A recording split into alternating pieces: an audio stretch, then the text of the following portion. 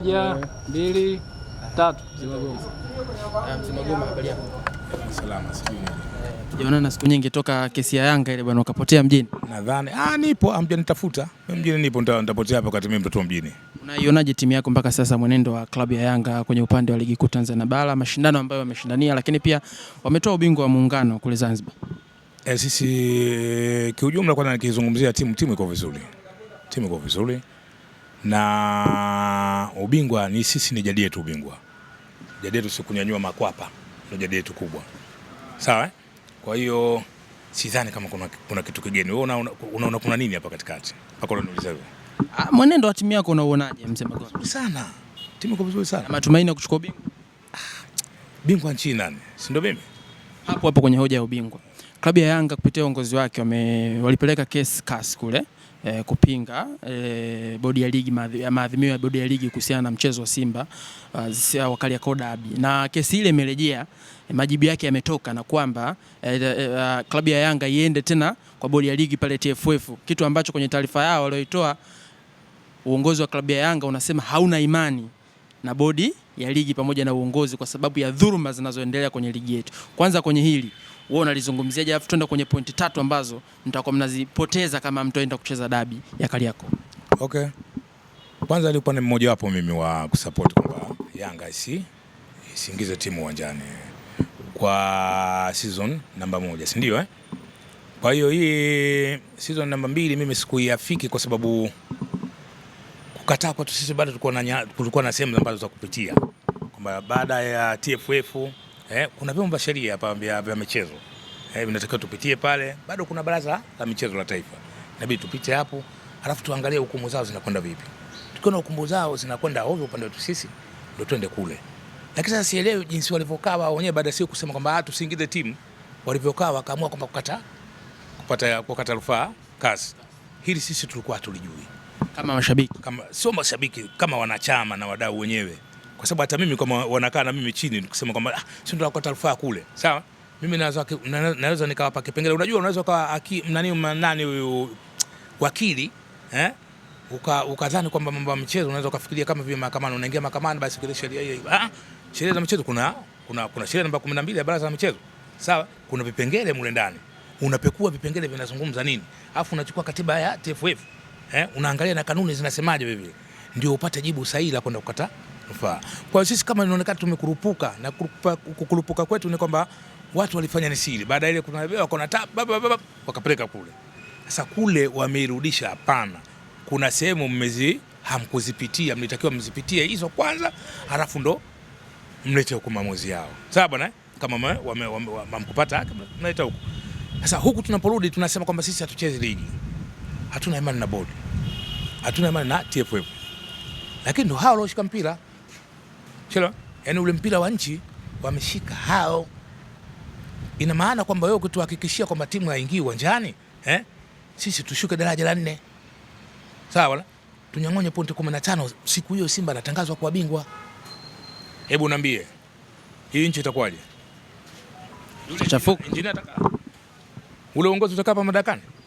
Unatushusha daraja sisi tu daraja. Lakini baadhi ya wanachama wengi wamekuwa wakiunga mkono hiki kinachozungumzwa na kwamba wanasema hatuingize timu. Nasemaje kwa sasa hivi mzunguko ule kwenda season namba 2 hawaelewi.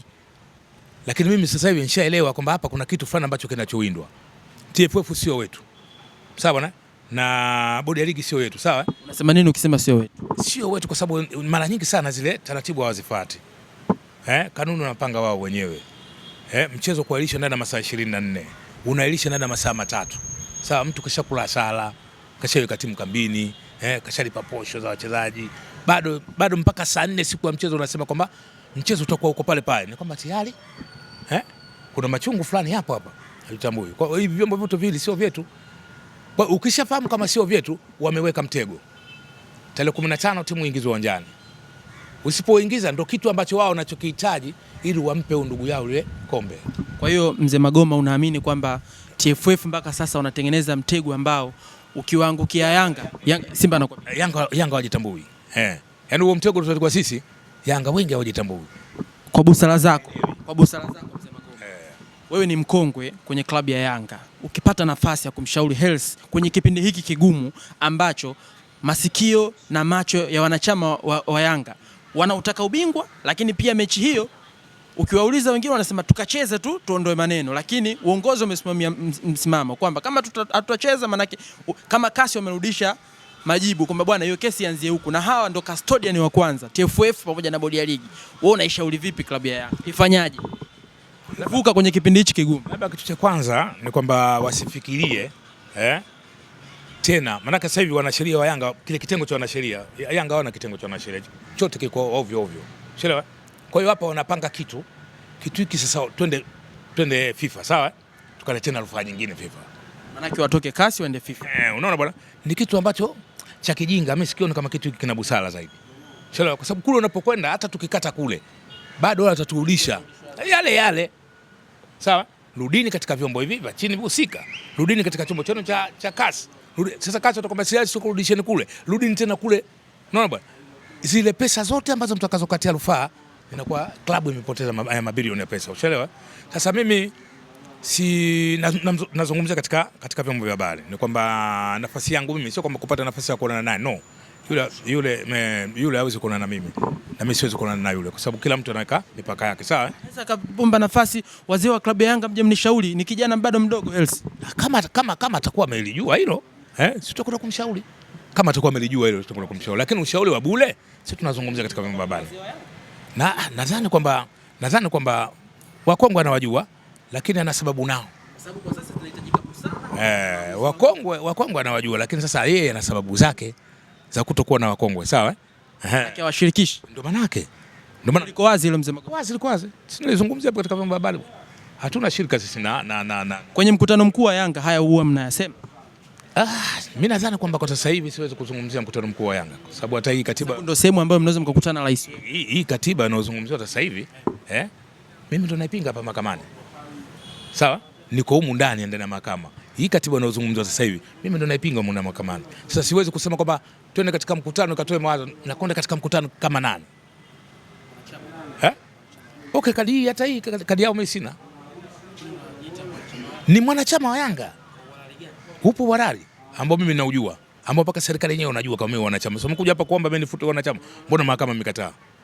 Kwa sababu wanajua warari. Uongozi wa Yanga au kesi ilianzishwa na nani ya kufuta wanachama? Kesi mimi nimefungua kesi, nimeshinda kesi. Wao waliingilia kesi. Wakaingilia, wakatengua. Katika kutengua wao katika madai yao wakaomba na wanachama wa Yanga afutwe wanachama wake. Lakini mahakama ilikataa hiyo swala. Kwa hiyo kwa nini wamekataa? Wanajua kabisa hapa kuna kitu fulani kiko katikati ambacho uhalali wangu mimi upo. Sawa? Tena sio wa kulipa kadi, hata kama sikulipia kadi miaka 10 bado mimi ni mwanachama. Kwa sababu simuoni mtu wa kwenda kumkabidhi pesa yangu sawa niizinisha kwamba mimi ni mwanachama wa Yanga Afrika, kwa sababu wote mimi siwatambui kama ni viongozi wa Yanga yeye. Unaelewa? Kwa msimamo wako kwamba dabi ipo au haipo? Nimelizungumzia hapa, dabi ipo. Hata kama viongozi wanazungumza hivyo kwamba dabi hakuna, mimi nasema dabi ipo na itapigwa. Wanachama wa Yanga wote katika matawi na wapenzi, sawa bwana, tukae katika mkao wa kutabaruki kwamba dabi ipo. Ukisema wakae katika mkao wakati rais wa hiyo klabu anasema uongozi umesema dabi itakuwepo, ni mchezaji gani ambaye ataondoka kambini na kwenda uwanjani? Ni yeye ndo anayezungumzia hivyo na mimi nazungumzia. Ni yeye ndo msemaji wa mwisho. Hakatazwi kuzungumza na mimi sikatazwi kuongea. Utawachukua wachezaji kutoka kambini mtawapeleka Kariakoo nyewe? Tatizo haina matatizo. Kwa hata hili ilikuwa tumwambia tuingize timu uwanjani, sitakiwa siingie nawe vile. Mbona tuliingiza? Kwa hiyo msimamo wa mwisho ni kwamba dabi ipo na Yanga wataingia uwanjani. Wewe utakuja kuniambia leo tarehe ngapi leo? Basi mtanipigia simu yangu sinayo.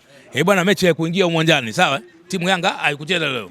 Mtanipa taarifa hivyo. Maana yake mashabiki wa Yanga wanahakikishia wakae tayari. Wakae katika mkao, wajipange katika matawi. Dabi ipo.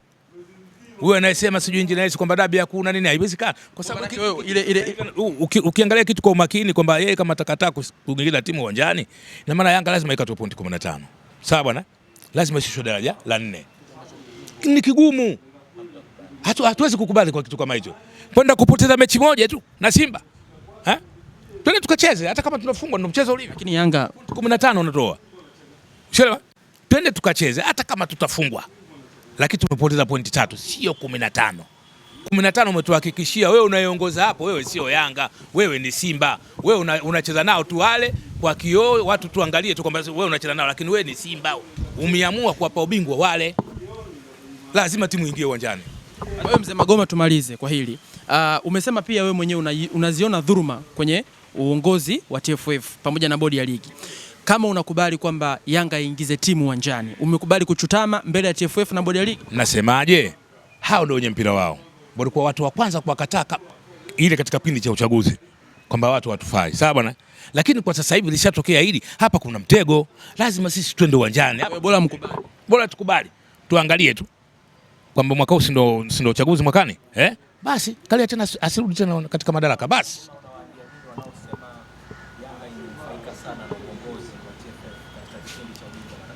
Wanaosema hivyo ni akina nani?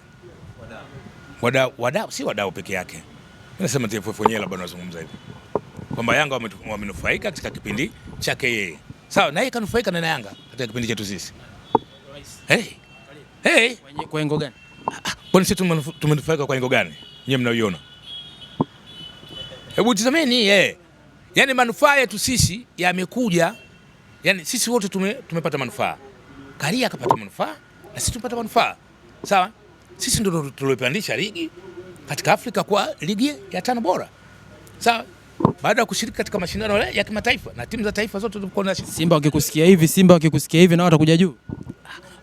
Kama wanataka kuja juu aje tu. Mimi naona Simba ndio wako sasa hivi ndio wanaingia robo final. Ndio na wao na wameingia nusu final. Nawapongeza. Mimi mwana michezo ona. Sawa bwana? Nawapongeza Simba kwa hatua waliofikia. Wakaze mkanda. Sawa bwana? Hatuhitaji ile mwaka robo, hatumhitaji mwaka nusu. Sawa bwana? Tunamhitaji mtu wa kunyanyua kwapa. Historia kwamba mimi nimefika nusu. Mimi nimefika robo. Unaona mimi nimefika mara nyingi. Ile ife. Tunatakiwa historia kwamba mimi nimechukua kombe. Sawa, anapochukua Simba kombe na mimi siwezi kukaa nikaboteka. Na mimi nitalibeba vile kombe. Unaambiaje watu ambao wanabeza sasa kwa Simba ni kila mtu ana maono yake. Kwa mimi siwezi kumlazimisha mtu eti wewe unabeza. Mimi siko hivyo. Mimi naangalia tu mafanikio ya Simba jinsi yalivyo, yako vizuri, na ila nawaombea na wao wenyewe wakaze mkanda wachukue lile kombe. Sawa? Asiwe mwaka nusu au mwaka robo. Ile hatutakiwi. Useme kwamba mimi zaidi nimefika robo mara 5, mimi zaidi nimefika nusu mara ngapi. Ile story ife. Tunataka nimefika chukua kombe.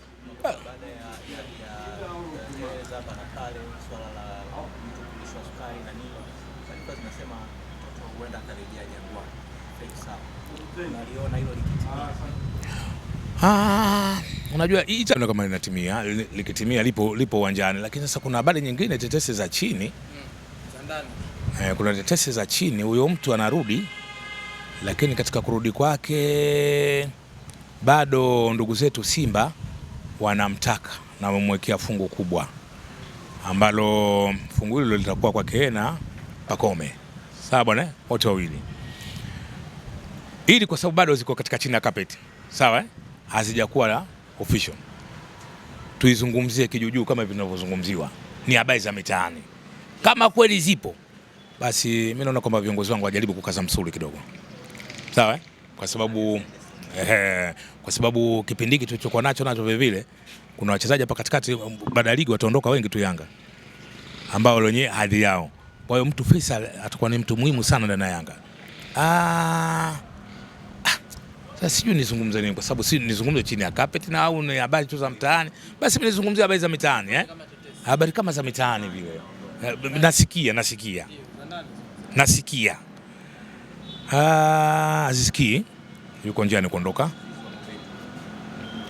Nasikia Ndaka Mishale naye yuko njiani kuondoka. Nasikia mtoto wangu Mzinze naye kuna timu imepatikana kwa nataka kuondoka. Hawa wote wachezaji wazuri. Chelewa? Hawa wote ndio wachezaji ambao vipi Yanga wanategemea. Kwa hii hatua tuko tumefikia sasa hivi. Kumkosa Faisal itakuwa ni kesi ziada. Chelewa bwana sana, itakuwa kesi kubwa sana. Faisal ni muhimu sana na Yanga. Mimi Pacome Pacome mzuri naye, lakini sijaona kwamba mwaka toka umeanza kama kauanza vizuri. Namuona sijamuelewa, lakini sasa sijui maana hivi vilabu vile bwana, ukishaona mchezaji umuelewe basi unajua tayari kashatekanywa upande wa pili. Sasa sielewi sasa. Nini sasa? Nataka papaswa upande wa pili bwana, njoo kwa bwana hili kuna fungo hivyo. Sasa sijui kwamba kapapaswa au ni majeruhi. Kwani ana tofauti na kiwango alichokuja nacho mwanzoni? Badilika katikati ya msimu. Katikati ya msimu. Mwaka jana kacheza mpira sana. Elewa? Ile ndo sijajua kama ni injury zake au papasa. Maka akishapapasa upande wa pili basi hayo mambo huwa yanatokea vile vile kwa mchezaji. Huwa anacheza kiwango cha chini. Labda watu wanadodasa, wanamtaka kujua mkataba wake umekuaje, sisi tunakuhitaji wewe. Sio bwana? Ni hivyo. Shukuru sana. Asante.